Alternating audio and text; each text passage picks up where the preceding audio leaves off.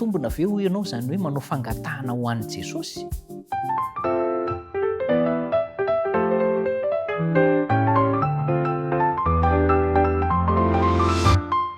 Eny tokoa ampifaliana no iarahana aminao indray dia iara-bananao ihany koa ary ny fahasoavan'ny tompo aneo aminao.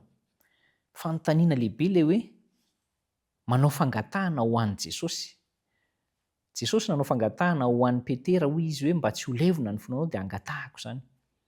Jesosy manao fangatahana amin'ny fifonana ho antsika eo anatrehana iray, ho antsika no nataon'i Jesosy. Fa ity kosa dia hoe manao fangatahana ho an'i Jesosy. Izaho ve manao fangatahana ho an'i Jesosy amin'ny fomba ahoana? Ianao ve manao fangatahana ho an'i Jesosy amin'ny fomba ahoana? Sarihako ny sainao hiverina ny amin'ny tantaran'i Josoa. Lasa ny fotoana dia nandeha Josoa niteny ao amin'ny Josoa 4:20 ilay malaza amintsika ilay hoe fidionareo anio ary izay ho tompoinareo, na ny Andriamanitra misy isan-karazany be dia be amin'ny tany manodidina, fa raha izao sy ny ankonako izy dia hanompo an'i Jehovah izahay. Ny antso nanao antso Josoa ho an'ny vahoaka hoe izay Andriamanitra fidinao fa izaho aloha dia hifidy an'i Jehovah. Ny dikan'ilay hoe izaho hifidy an'i Jehovah izany dia hoe andao hifidy an'i Jehovah tahaka ny fanapa-kevitra ny raisiko sy ny raisin'ny ankonako. Ary matotra izany fanapa-kevitra izany dia tadidintsika ilay hoe inefatra Josoa no ny antson'ny vahoaka hoe tena aiza ho aiza marina ny fitokisanareo amin'Andriamanitra, nanantitrantitra an'izany izy. Ary eto izany dia hoe nanao fangatahana Josoa hoe andao hanompo an'i Jehovah. Jesosy ihany koa dia nanao an'izay fangatahana izay tamin'i Petera izany izy no nangataka. Ary rehefa nangataka tamin'i Petera izy dia izao intelo mihitsy no naveriny hoe moty hava ianao. Ary raha isika samy isika no mifanontany an'izany dia lasa fifamahazivaziana sisa ny toyany hoe efa fantatrao fa izay ilay iziko. Na mety hiteny asika hoe fa ahoana e?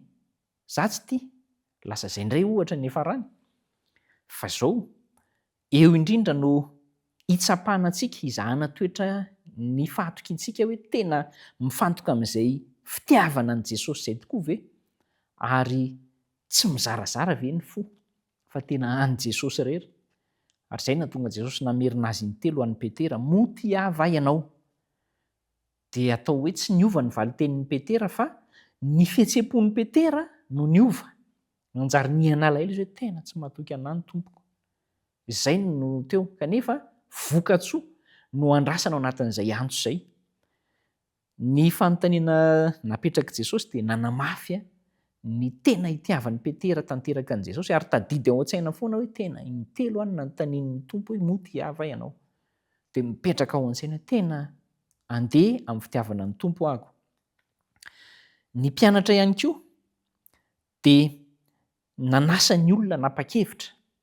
Ary eto indrindra ny valin'ilay fanontaniana hoe mitombona ve ilay hoe manao fangatahana ho an'i Jesosy? Tena mitombona. Ary izay mihitsy no asa anirahan'ny tompo antsika.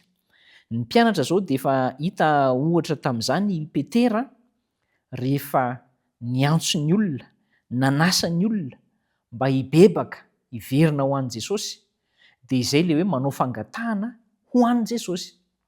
Mangataka izany ianao ny hafa mba hiverina ao amin'i Jesosy.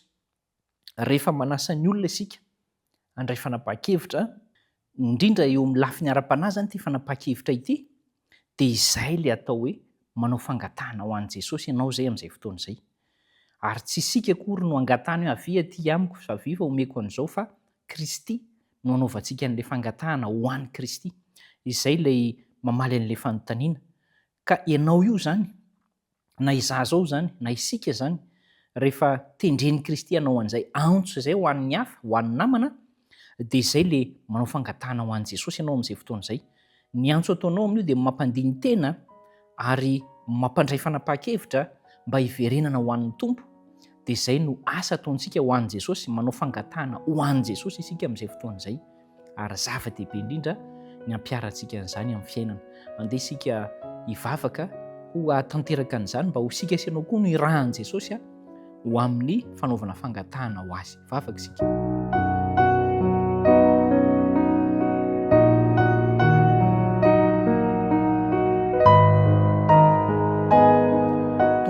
misaotra indrindra fa ianao mbola maniraka anay rehefa avy nangataka anay andeha araka ny sitraponao. Ampahitovy teo anatrehanao zahay hamalina ny antsonao aloha dia voahanekena ihany koa ny ho irakao anao fangatahana ho anao amin'ny olona dia ombanay hamindra fo aminay hatrany ianao amin'ny anaran'i Jesosy. Amen.